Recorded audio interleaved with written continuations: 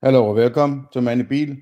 This time I'm going to take another stab at Stefan Molyneux's handling of his ethics, and it's another example of how he tries to weed out any criticism and camouflage it as a removal of people who want to destroy his mission or something like that, right? And I'll get more into the deeper aspects. What he's talking about is spending about half an hour trying to point out or talking about some specific incident happening behind the curtains of free domain Discord, possibly, and how all sorts of, and I've been a sort of a victim of the same problem. Excuse me, I've got something in my eye. Annoying. No, let's keep going. So I lost my train of thought. He is sort of, he's balancing. If you can label people who are criticizing your program by labeling as someone who is out to destroy your mission instead, then you can get rid of competition and criticism of your method by labeling them as it's a bit like, you know, anti-fascists. These anti-fascists are fascists, and I don't mean that in a necessarily derogative way, comparing to fascist or anti-fascist, but it's the same principle we're talking about. We're talking about principles. If you can label your enemy as a destructive force, those who criticize your policy or whatever it is, then you can attack them for being something that is so-called bad, right? That's a sophist trick. I mean, if you take UPB, nobody outside sort of an inner circle of people maybe in free domain uses UPB for anything. Anytime somebody tries to criticize or you know, even have a small discussion with Stefan Molyneux about his UPB, he's sort of rejecting people, right? The most notorious example was the one he did with rationality rules, where he basically said, fuck you, I'm not going to discuss UPB. And there he sits now talking about how fantastic UPB is, and anybody who's criticizing is trying to stop him in his mission to save the world, right? There's nothing wrong in wanting to save the world unless your method doesn't work, right? Then you have to find another method before you can go out and save the world, right? You can't, if you don't have the right procedure for operating a patient, you shouldn't operate the patient before you have the right procedure. Okay, so let's head into it. Hey everybody, Stefan Molyneux from Free Domain. Hope you're doing well. On? Yes, that's right. I'm going full. Why isn't there any sound? Hex and Hammer 666. I've always sort of felt a little bit restrained about the number of shows I should or could be producing in any particular day, but I'm tired of restraining myself, of bottling myself up. Oh, and by the way, I found, somebody emailed me about this and I looked it up, and I found a show I did some years ago called The Rise of Nazism, The Rise of National Socialism, which is 3 hours of tasty historical analysis, and try and figure out what to do with that. So I had someone who sent me a message. It's a very interesting message. And the question that the listener had was, am I a troll? And that's it. I'm going to take the question at face value. It could be a trolley question. So okay, so is Stefan Molyneux a troll? That must be. He wouldn't say he is transposing the question. Okay, so the questioner would ask if Stefan Molyneux is a troll. I presume that's what he meant, so to speak. But Am I a troll? No, that's a good question. So let me read the message, and then you can let me know what you think. Dear Steph, I was the one who raised the question of viewing stolen pictures and smashing laptops on Telegram. So this was a fellow, I would call him Bob, right? So Bob was on the Telegram chat from Free Domain, and Bob was asking people, okay, let's say that you are on your computer and you are in a coffee shop, you are looking at stolen pictures, you know, like the fab. How do you know they're stolen? How do you know they're stolen? It's an important question. How do you know they're stolen? How does the guy who asked the question know that they are stolen? How does he know? You can't just throw out knowledge as if it's settled. You have to explain how they know it. How do they know it's stolen? Right? It's like the trolley problem. All these insights you have in this trolley problem is impossible. You can't have all that knowledge, right? And at the same time being in such a ridiculous situation at the same time. But again, it's about epistemology. Happening theft of nude pictures from celebrities from some years ago. So you're looking at stolen nude. How do you know it's stolen? I could have bought that guy on a laptop or girl on a laptop could have bought some pictures perfectly fine. It could be the guy who had taken the pictures, so he owns the pictures himself, right? How do you know?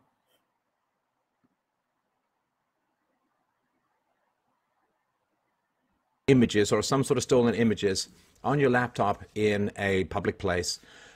Is that a violation of the non-aggression principle? Is that a violation of property rights? Are you allowed to smash that computer on the ground because it's being used to view stolen images, right? Are you allowed? Why is that the question? That's a weird question. Why should you smash the computer? I mean, first of all, you have nothing. If you do not have any agreements with that person sitting beside you, you have nothing to do with interacting with that person beyond what you can agree with that person. You can't go around smashing people's things no matter what you think about their property, right? It's kind of obvious, right? Even if it was Adolf Hitler, you know, sort of frying a Jew in the oven. I mean, how do you know, right? It's all about, it's the wrong thing is that the guy who sits asking the questions about morality, and that goes for Stefan Molyneux too, thinks that he is going to be the one saving everyone from morality, right? No, that will never work. It will never work because everybody has to participate, right? The reason why there are situations that could be considered immoral is because there is somebody else somewhere who didn't behave in a moral way or adjust their behavior so that immoral things would not occur. It's a long chain of immoral actions that leads to the situation where Adolf Hitler is shoving a Jew into the oven, right? Or some potential guy might be sitting there looking at stolen pictures of celebrities, right?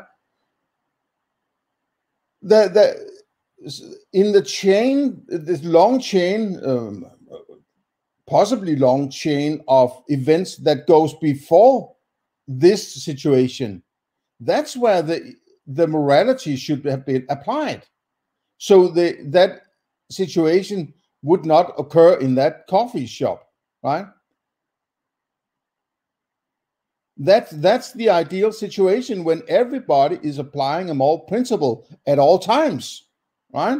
That's why you need a freaking principle that is easy to understand and easy to apply in any given situation. Because everybody has to participate all the time. You can't have most people in the world just running around doing whatever they like, and then a few people over there is going to point out, oh, by the way, you're immoral and you're immoral, right? That's actually what we have now. That's why we have a state. It's because people are not participating in being moral.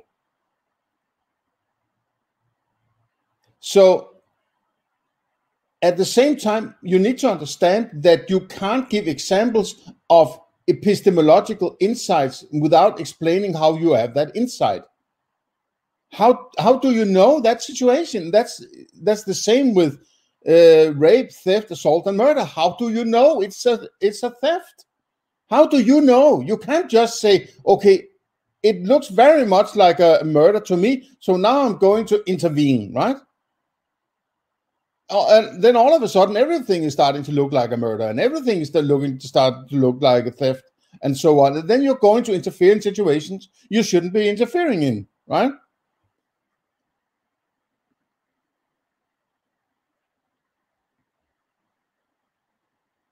So is that a troll question? And so asking Stefan if he's a troll is a troll question.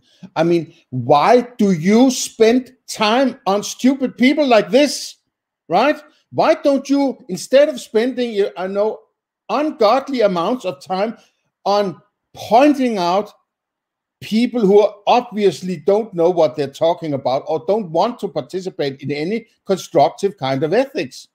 And why don't you call up rationality rules and explain the first of those 5 syllogisms that he criticized in the so-called debate you had last year, about a year ago? Why don't you call him up and have a 5-hour roundtable discussion about that instead of somebody trolling you, right? This is sophistry. This is not about ethics. This is about you wanting to make sure that nobody criticizes your ethics so you can keep going with this ridiculous business model of having this inner circle protecting you against any attack.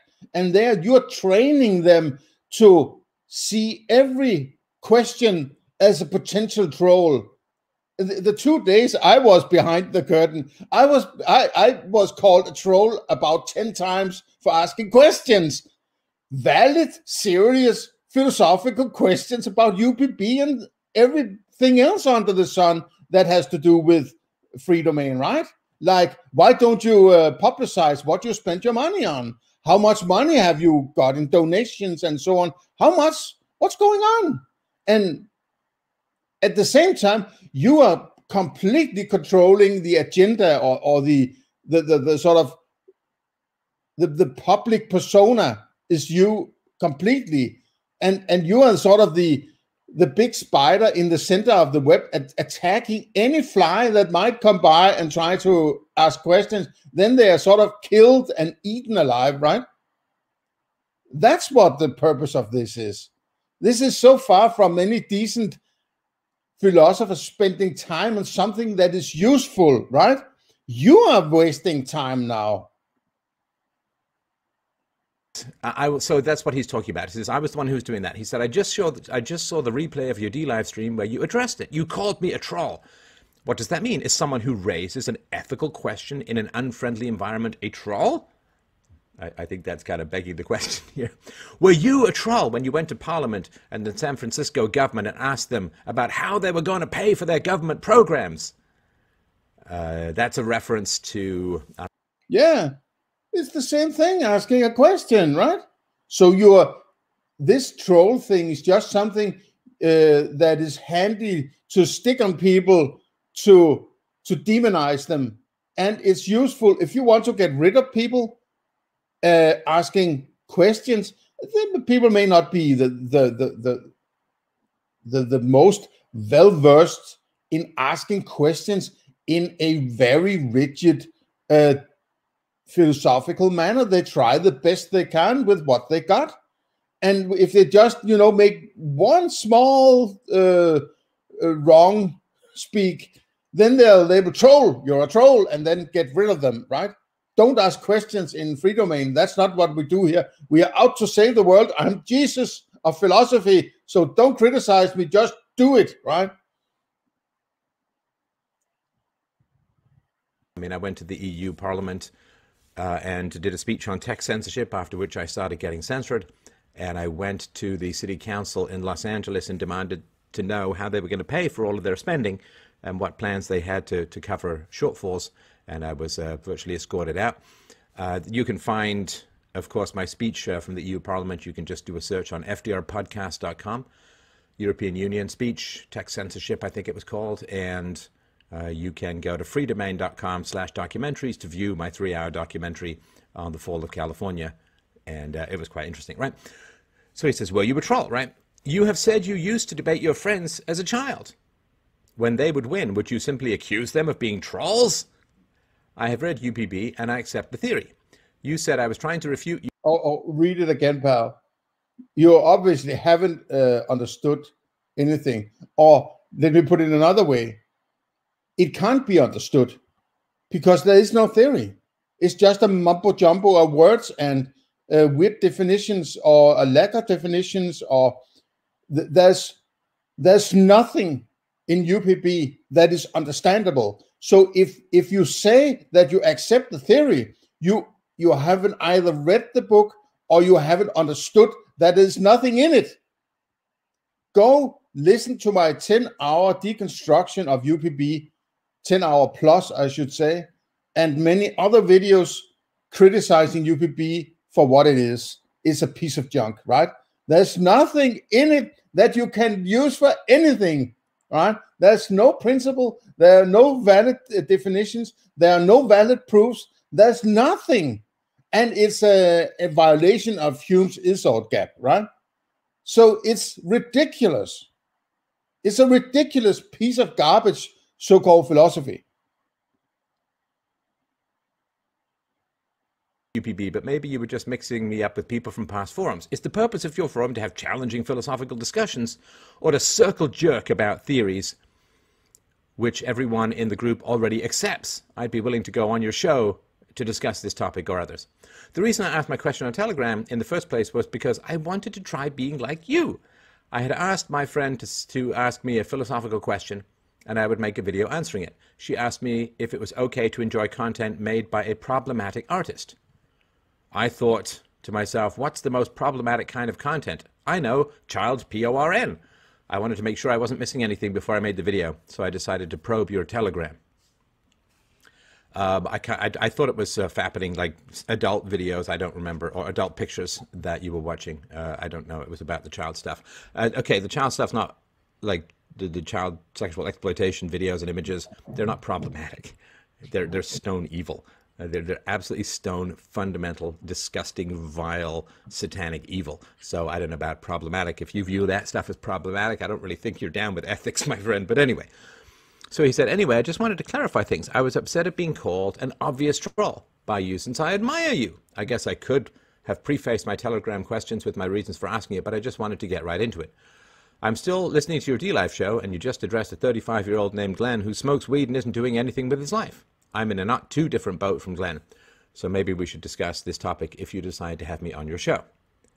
And so, I mean, kind of look at the message in general, right? And I say this with the guy, you know, he's a smart guy and all of that, raised badly, doesn't know how manipulative he is, right? So, is someone who raises an ethical question in an unfriendly environment a troll? Well, I mean, of course not, right? I mean, of course not. That's Socrates, that's Nietzsche, that's Ayn Rand, that's myself, that's Aristotle, that's Plato. But if you raise a question about UPB, he will find some soft way of kicking you out to get rid of you, because either he's so megalomaniac that he cannot possibly think there could be anything wrong with this piece of junk and consider him considering UPB to be the best thing since sliced bread or something, or he does not care whether or not it works. Either he's too stupid to see that UPB is simply a piece of garbage, right? Or he knows that it's a piece of garbage, but he doesn't care. He will push his sort of UPB agenda, and anybody, it seems like he knows that there's something wrong, right? But therefore, he is constantly kicking out people who talks about UPB and ask questions. Just asking questions about it, right? You may, as long as you go along and say, what about this part of UPB? And then he can explain everything and say, and now it's explained, now go away, right? Then you will be possibly be accepted, right? But if you keep going at a certain thing for too long, then you'll be labeled as a troll or annoying or a nihilist or being sort of demonized in some way or another. And the rest of the hordes of attack monkeys on his platform will help him get rid of anything by calling them a troll. It's so obvious, right? That discussion he had with rationality rules. I mean, how can he still have people around him saying that UPB is valid? I mean, it's ridiculous. It's ridiculous. He can't even explain the central syllogism of the book. And he says the reason is that it's contextually dependent on the rest of the book, or at least to some extent, large portions of the book. That syllogism, that goes against the whole idea of a syllogism. A syllogism is particular in being independent of any context, right? And mind you, this is the core argument for his theory, so-called theory, right? That's just one problem with the syllogism. There are so many problems with that syllogism, you can barely call it a syllogism, right? Go listen to my part 11 or part 12 of my deconstruction of UPB. I've called it the syllogism from hell. And I try to point out how ridiculously badly argued this is, right? So. Sometimes. So no, that's a straw man, right? Someone who raises an ethical question in an unfriendly environment to troll. Well, you were trolled when you went to Parliament in San Francisco. Government asked them about how they were going to pay for their government programs. Well, of course not, right? I mean, I wasn't a troll there. You said you used to debate your friends as a child. When they would win, would you simply accuse them of being trolls? So that's, of course, the argument that I would call someone a troll for beating me in an argument. And first of all, that's impossible. No, not for beating you. Yeah, that's his expression. But even entering into an argument, right? Trying to, I mean, it's possible that Stefan Molyneux is unable to distinguish between people who can actually argue philosophically, rigidly, right? And people who are just there to sort of have fun or try to poke some trolly behavior at him, right? But I'm going to conclude that what he does is either he knows that there's something wrong with UPB and he doesn't care, he's going to push the agenda anyway, or he's too stupid to understand that there's something wrong with it. So he keep pushing people away from him, trying to criticize it because they must be out to get him or destroy his perfect UPB ethics model, right? So in any case, whenever he is faced with somebody asking questions about UPB, his mentality is they're out to get me, somebody, or they're out to destroy UPB and trying to manipulate and be sophist about it and sow some doubt in my listeners so they might run away and not give me money anymore, right? So it's always a good idea to follow the money, right? Just follow the money. What happens if this happens? Will he get less money? Well, then he will argue the other way. Would he go back in the public square or have a day job again? Never. He's going to do anything to keep his model. He's probably so rich now that he probably doesn't have to work a day job anymore, because he can just suck off the donation he has got so far, right? So I'm going to judge this as in any case, what he does is destroying any attempt at criticism of his UPB. I mean, it's very clear from his discussion with rationality rules, he's not in the game of philosophy, he's in the game of I'm right? No matter what, I'm right. And it's so stupid, right? It's so freaking stupid. I mean, that's also right. I've read UPB and I accept the theory. So haven't heard this before. Has it rewound a bit? I'm sorry if I rewound the video a bit. Is the purpose of your forum to have challenging philosophical discussions or to circle joke about theories which everyone in the group already accepts? Well, again, that's kind of a begging the question kind of stuff, right? And so I will tell you what why I called you a troll. And again, this doesn't mean you are a troll in your essence. It doesn't mean you will forever be a troll. I don't know you outside. You will forever be a troll? No, but that's a big problem, because if you're starting to label people as evil and sorts of this, if you're a bad person or a good person, if you could label yourself as a good person, how could you possibly be a bad person, right? That's what religious people do. They label themselves as the good, so they can get away with all sorts of bad stuff, right? And then they can label somebody else as bad, so they can treat them like shit and control them, right? That's what good and bad is used for. There are no good people. There are no bad people.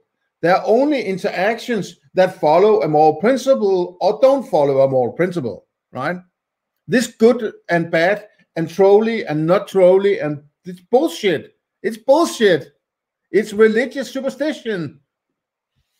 Of the stuff that we've intersected with online, but I'll tell you why. And even this question is a troll question, right? So here's the thing.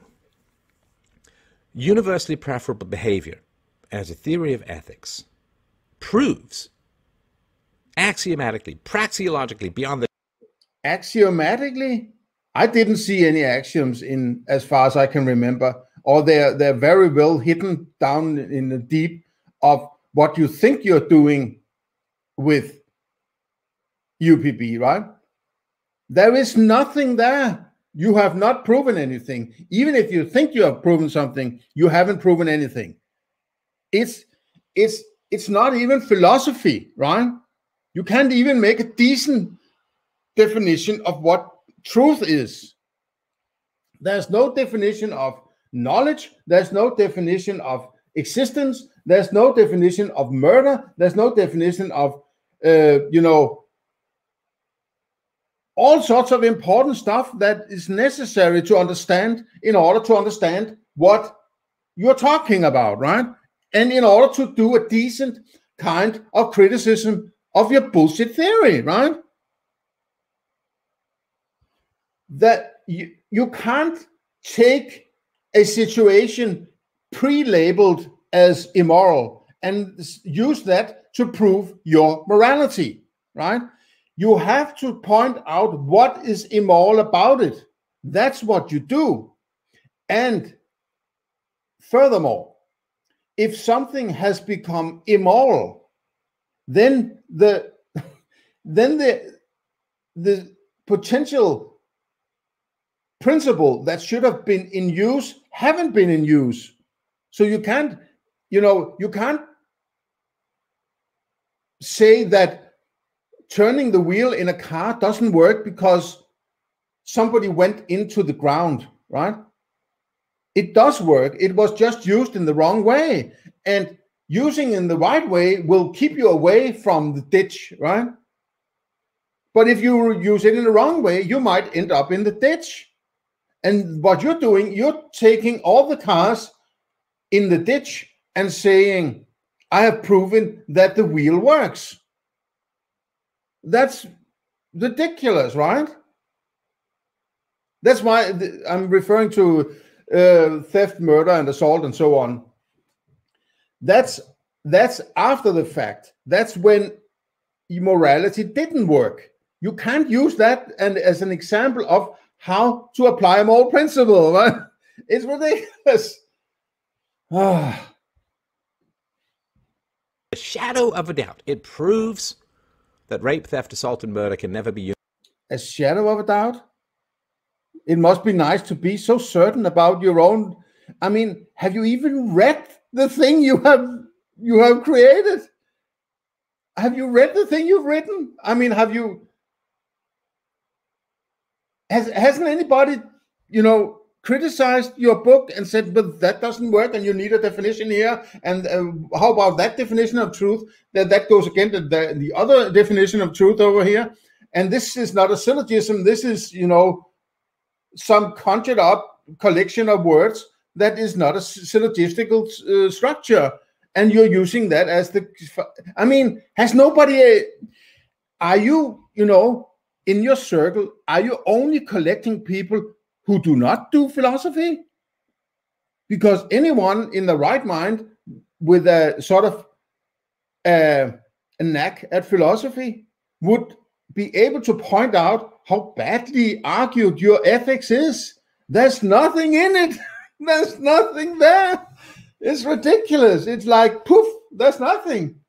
Who can in 2 minutes explain what it is?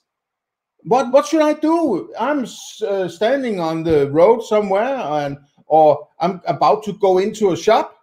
Okay, how do I know if it's moral to go into that shop? Or how do I know it's a shop, and so on, right? You have to, in any moment of your life, you have to be able to constantly adjust your behavior according to the moral principle. I can't use some weird syllogism that is contextually dependent on the rest of your book to understand whether or not I can go into some shop or not, right? So therefore, by that alone, it doesn't work. Universally preferable behavior. Rape, theft, assault, and murder can never be universally preferable behavior. Now, there's a section about... No, but it's not a behavior. It's a result of a lack of adherence to a moral principle. Well, because rape is actually if you reformulate it, it's the same as saying it's an immoral kind of sex. So if it's immoral, it means it's after the fact of not applying the moral principle. So you're on the other side of the event. You're on the wrong side. You're on the flip side of the event. You should be in front of the event and say, this is what you should do over here to avoid the rape or to avoid the assault or avoid whatever it is, right? Because if you keep doing this, eventually it might lead to a rape, right? You're going to take the rape and say, that's immoral. Yes, of course it is, because that's how it's defined. So it's ridiculous using that as an argument for a moral principle that should be used before you're raped. Can you see the point? Or no. I'm a troll. I know. Yes, of course I'm a troll, because I'm criticizing your perfectly squeaky clean, nothing to see here, any problems, perfect moral theory. Property rights and so on, and all of that. But just talking about rape, theft, assault, and murder, okay, can never be universally preferable behavior. The simple reason, of course, is that, let's say, theft. Can theft be universally preferable behavior? Well, no, because theft is the unwanted taking of property, right? Somebody takes your property. Yep, but you do not know if somebody else wants something or not. You can't know what another person wants. It's the problem of other minds, another thing you do not address, right? Just like you don't address the hard problem of consciousness. You can't know what another person feels. or thinks, right? That's why people can avoid telling other people that they don't like taxation. They lie and say, well, yeah, I'm fine with taxation because we need to take care of this and that, even though they don't like taxation, right? Even if they say they like taxation, they might not like taxation, right? Or the other way around, even if that's very much more unlikely. But you can't prove it because you don't know what other people think. You can't base your theory on having an insight you do not have, right? You should be able to understand this. And you don't want them to. There are times when you want someone to take your property, right? I mean, if you have a ticket, it's your property, but you want them to take it so you can get into the ticket venue. If you have an old fridge, you take the door off. Let's say you have an old couch and you put it by your house on the sidewalk with a sign that says "Take me." You want someone to take your property. So there's times when you want people to take your property. That's not theft. Theft is when you don't want someone to take your property. So if we say stealing is universally preferable behavior. But yes, you don't want to take something. But if I go down the store, how do I know that, right? How do I know? It's not that it's impossible to know it, but I'm just pointing out that you seem to think you have an insight you do not have. You can't base morality around this, right? You might be on the track of something. There might be something there. You may be, 20% there, but you need to go the rest of the way. You need to explain how I know in any given situation how to act. I can't guess what 1,000 people in a concert venue thinks, or 20 people in some store, or 40 people in a company, or at a party, or whatever, right? I can't know what they think. I can't know what they think, so I can't base my judgment or my action on what other people thinks, because I do not have access to it, right? It's not like, I'm not trying to say that it's okay to do whatever you want because you don't know what other people think. No, I don't. I'm not saying that. I'm just pointing out a problem in your philosophy. Yeah. Then we say everybody must want to steal and be stolen from at the same time, all over the world, at all circumstances. So you must want to be stolen from. You must want your property to be taken from you. But if your property is taken from you, it's not stealing. It's not theft. So stealing can never be universally preferable behavior. Same thing with rape. No, but who gives a shit whether it's preferable? Can it be done? Yes, it can. It's bullshit what you're saying, really. You're saying they can't want it and not want it at the same time. No, that's, I guess. But that doesn't solve anything, right? It's just a sort of a linguistic mumbo jumbo. I could take your iPhone while you're pulling my wallet out of my pocket, right? You're stealing from me while I'm stealing from you. And none of us wants to be stolen from at the same time, right? If I'm taking your iPhone and you're taking my wallet, you're stealing from me and I don't want to be stolen from, and I'm stealing from you and you don't want to be stolen from, right? I could say that I don't want to steal, but I'm stealing anyway. So it's bullshit. You can't use that as an argument. Rape, and you can't want to be raped, because rape is unwanted and fought against sexual penetration or sexual assault, and so you can't. So what? But while some woman is lying on her back being raped by some man she doesn't want, then she'll say, well, I can't want this to happen and want it at the same time, right? I cannot want it and want it at the same time. The rapist doesn't give a shit. The point is to avoid people getting into a situation where they can get raped. Oh. I want to be raped. And a murder is when someone kills you against your will, unlike euthanasia. And assault, you can't want to be punched. If you want to be punched, maybe you're in an MMA ring or you're wrestling. No, but the point is you don't want to be right about morality after the fact. after the fact that morality has been violated, right? You want to be able to adjust your behavior before it happens so that it cannot happen or it possibly won't happen, right?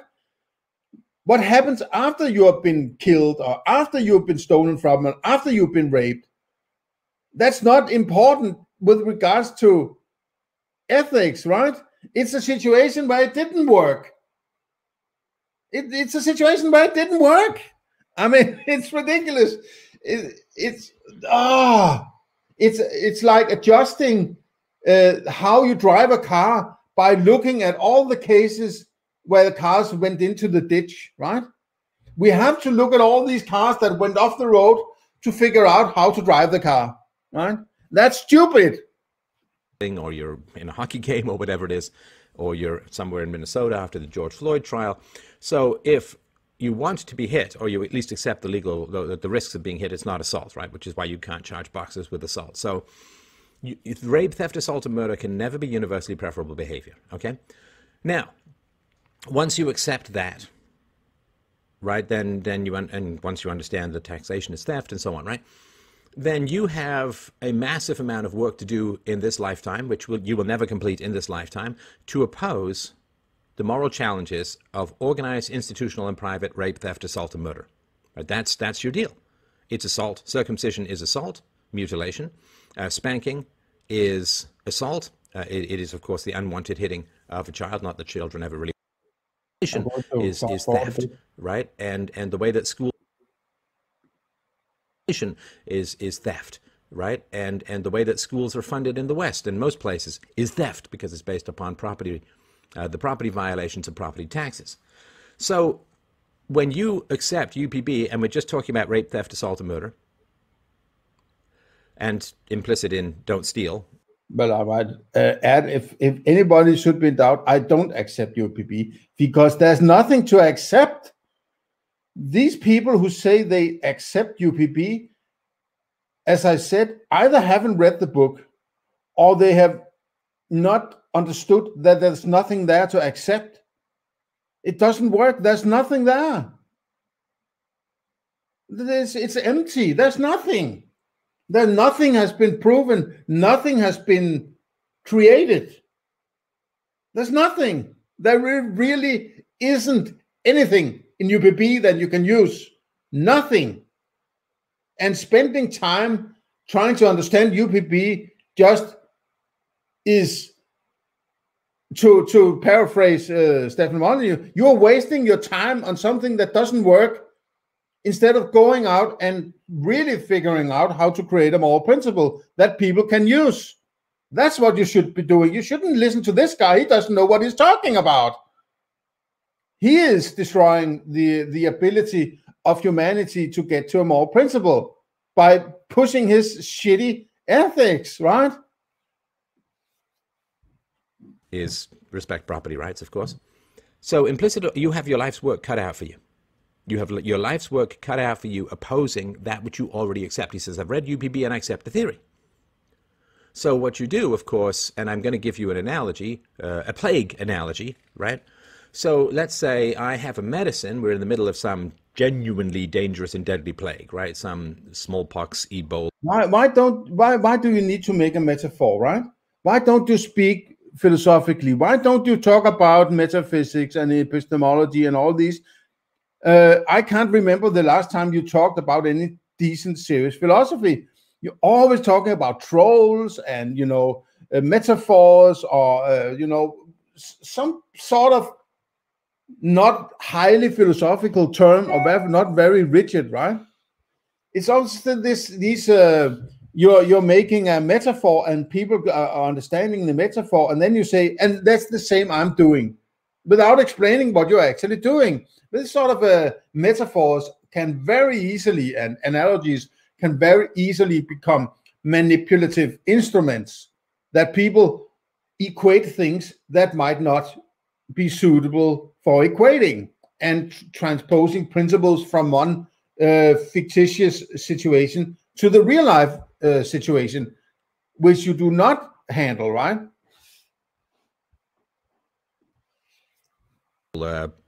Ice explosion, space aliens crawling out of your chest, John Hurt style kind of plague.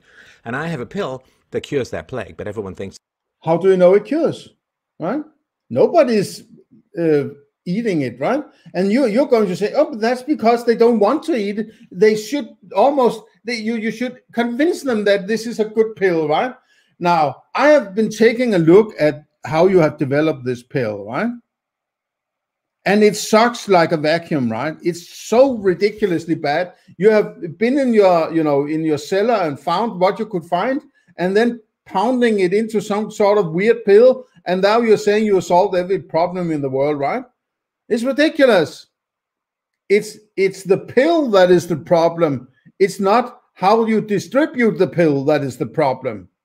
Or anyone trying to ask questions of how to distribute the pill or something like that. Those people who are actually asking about the pill, those are the people you are, kicking out the door, right? All those who just want to be around the pill creator and listen to how fantastic he himself is, those are the bad people. If there are bad people, right? They have not kept their eye on the ball. They are being lured into these fantastic illusions of the pill creator. What good philosophers should do is point out how shitty the pill is. And that is exactly what I've done.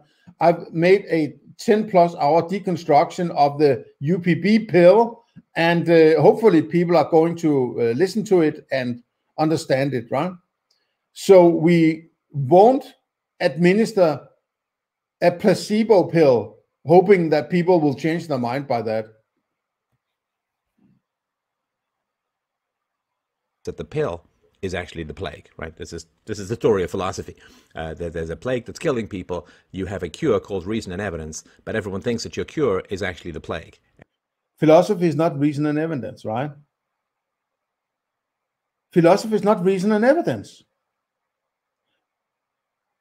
Philosophy is thinking about what evidence is and what reasoning is, right? You should understand that. Reason and evidence, that's the scientific method. That's when you have defined the terms and you know what knowledge is, right? And you know what it means to exist or something like that. Maybe that's not even necessary for doing the scientific method. You do not even understand what philosophy is, or you're just throwing words around that sounds nice so people think, oh, he's so wise. And that's what they're trained in by the people who want everyone dead or whatever, right? Or to sell them a cure that doesn't work. So I invent a pill that cures a plague, and thousands and thousands and thousands of people are dropping dead every minute, every hour in your environment, right? And you're like, oh my God, I totally get that this pill is going to cure people. Then what you should do, of course, is grab a handful of pills, go out and try and convince people to take the pill so you can save their lives. No. I'm an anti-vaxxer. I'm an anti-piller. I'm an anti-UPBer, right? I'm not just going to eat any old pill that somebody has said, hey, you need to eat this pill because I think so. And I made it and it's perfect, right? Just eat it. And lots of people over here, I'm convinced that this is a good pill just by speaking to them, right? Talking to them. And they all say you should eat this pill. Fuck you, man. Get out of the side, right? Let me take a look at how you produce this pill, right? What's the manual? Let me look at the manual. Let me see how you argued for this pill and what you put in it and so on, right? And then you see there's nothing there. There's nothing in the pill. Just a placebo, right? There's nothing. There's no philosophy. Or what it is a mumbo-jumbo of words calling itself philosophy. But there isn't any valid philosophical argument for any kind of moral principle. Right, that's what you should be doing if you genuinely accept that the plague is bad, that the plague is bad and the cure is good, is necessary, is useful, will save people's lives. That's the reality, right? So when you accept UPB, rape, theft, assault, and murder can never be universally preferable behavior, then you have, for the rest of your life, you could spend 20 hours a day fighting manifestations of violations of UPB, and you'd never be done. You'd never be done. So there's a plague. Thousands of people are dropping dead every minute in your environment, in your neighborhood, right? And there's a cure. There's a pill that cures the plague. But people think that the pill, the cure, is the disease. They think you're making, they think that you're making them sick by giving them the cure. Well, it might not be that bad. All that people are saying, no, don't force feed me some pill I don't understand what is, right? And that guy you're calling a troll is a guy trying to ask questions about the pill. Well, I might want to have a look at that pill and how it was constructed and what is in it and how did you argue for what is in it and so on, right? And then you're a troll. Get away from me. We have to deliver these pills to the world, right? So you don't, for some reason, you don't want people to understand how it. They can go and read your book, well, but it's so ridiculous that either they're going to say, well, I don't understand it, or they're going to say, I guess he's right. But deep down inside, they don't understand what you're writing, right? I have read the book about 3 or 4 times, right? And then a few, here and there. And I still don't have a grasp of what you're trying to say. And I'm pretty decent at philosophy, right? I consider myself above average in philosophy. Maybe I'm a bit, but I'm trying to be very, have humility about it, right? I need to understand how things work. I'm not going to eat any old pill that you think I should eat. I have to understand how you made that pill. And after 10 hours of deconstruction of your pill construction, then I see it's full of bullshit. So I'm not going to eat it. And I'm going to tell everybody else not to eat it before somebody else makes a pill that actually works. So if you accept that, and there's an emergency called thousands of people are dying every minute, then you grab the sack of pills and you go out and you try and get people to take the pills, right? That would be a rational, objective, sensible response to wanting to save people's lives, to studying medicine, to accepting that the pill cures the disease, that the disease is bad and you want to save. Studying medicine is not the same as being philosophical. I mean, you are equating things that you shouldn't equate. Medicine is a science, right? Philosophy is not a science. Ethics is in particular not a science. You shouldn't compare these things, right? It's sophistry.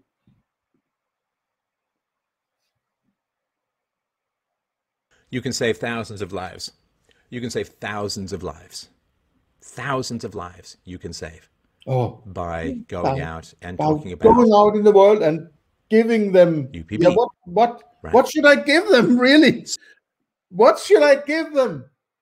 I'm going out to somebody and say, I read this book by a guy from Canada. It doesn't really matter, Canada, whatever. And he says that murder is wrong. He's proven that murder is wrong. And what are people going to say? Yeah, duh. I know that.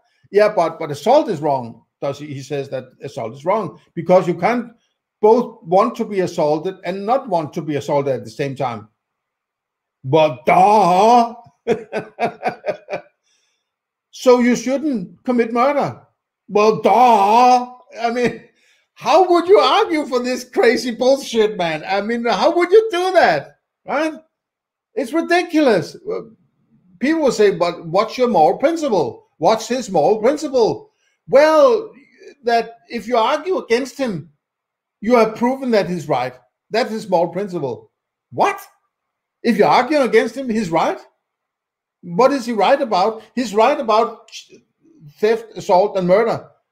But that is wrong. We all know that is wrong. Yes, but he has proven that is wrong. How are you fucking going to change the world with this kind of bullshit? It's so ridiculous.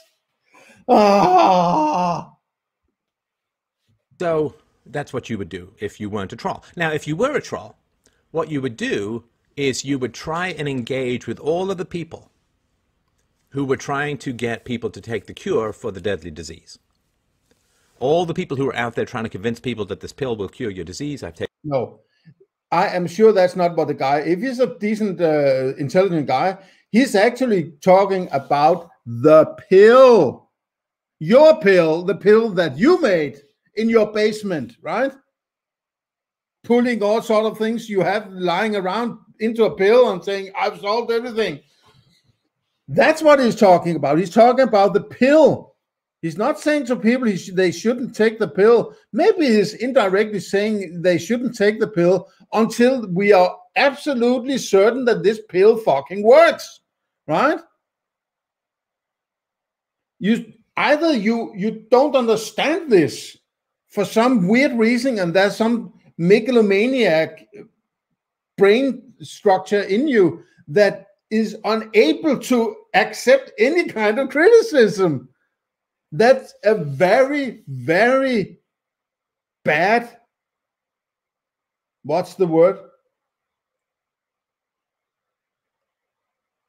It's very bad to have that, to be that way. It's very bad to be, I'm right, I must be right. So any criticism of any kind must be because they want to destroy my, my Jesus philosophy. It's not a healthy way of thinking. You're doing way more damage in the long run by keeping people away from doing good philosophy, by pushing this shitty agenda about this pill that doesn't work. There's nothing in it, right? It's only a placebo effect at most. People think that they're doing good or right or whatever, right? But they can't, nobody can explain this so-called UVB. How would I go to somebody on the street and say, hey, listen to me, I've found this guy who's told me about this, whatever, UPB says that he solved the problem of ethics and morality. Listen to me. Now I'm going to tell you how it works. What the hell am I going to say? Am I going to say rape, theft, assault, and murder is wrong? Then they're going to say, yeah, duh.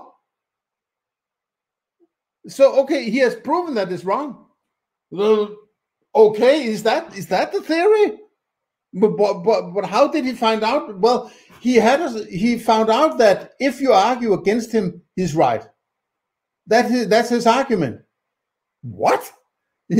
I mean, can you see yourself sitting in the bus talking to somebody who's not really that much into ethics or philosophy or morality, or have only, a loose interest or insight into this, trying to argue this way with them? They're going to think you're crazy. Holy shit.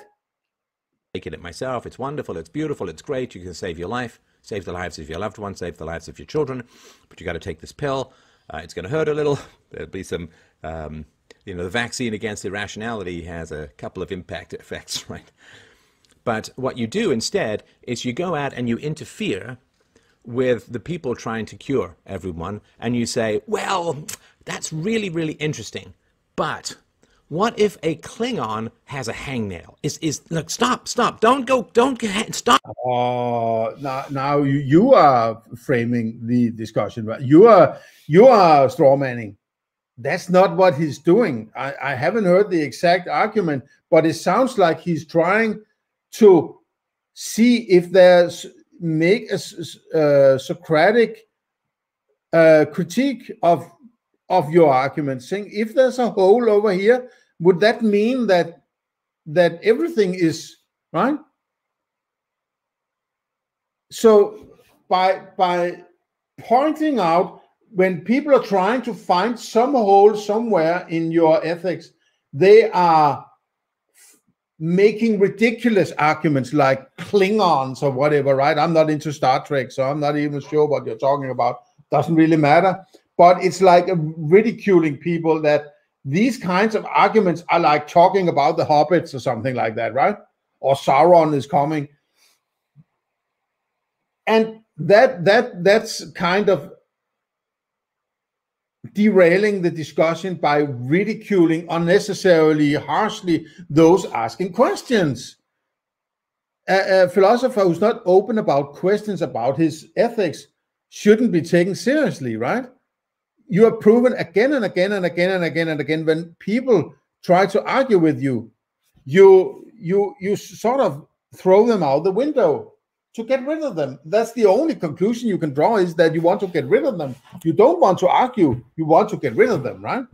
And another thing I think you do is you avoid those who can actually do a decent discussion, right? You know when people are adept in philosophy and you want to get rid of them. You want to keep those who are sufficiently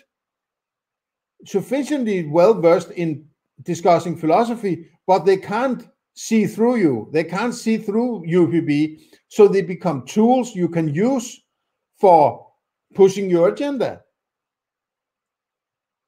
And you use those who are not well-versed enough in going through with a complete deconstruction of UPB as an example of trolls that you can point to and say, see, that's how they are. That's what they look like. Be aware, when they act like this, they're into destroying our community and destroying ethics and the whole world, and people are dying left and right, and attack them, throw them out, right? So he can keep his business model, right? The only thing he's actually doing is making sure that the money flow will keep coming. This guy doesn't care about ethics.